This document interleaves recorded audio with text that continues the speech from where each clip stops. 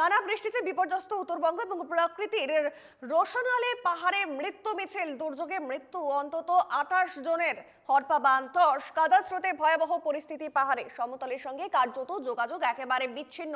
তিস্তা ও সংলগ্ন এলাকায় জারি লাল সতর্কতা। বিপদ সীমার উপর দিয়ে বইছে তিস্তা, তোরসা, মহানন্দা জলঢাকা।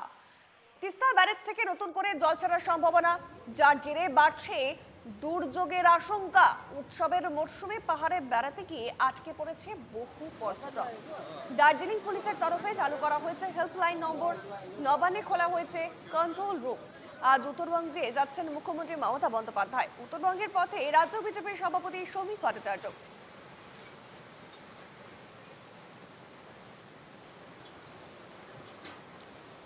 উত্তরবঙ্গের বিভিন্ন জায়গার ছবি আপনাদের সামনে তুলে ধরেছি। একেবারে ভয়াবহ পরিস্থিতি, কারণ বিগত বেশ কিছুদিনে ভারী বৃষ্টিপাত এবং অতি ভারী বৃষ্টিপাতের জেরে বন্যা পরিস্থিতি উত্তরবঙ্গের প্রায় সমগ্র জেলায়।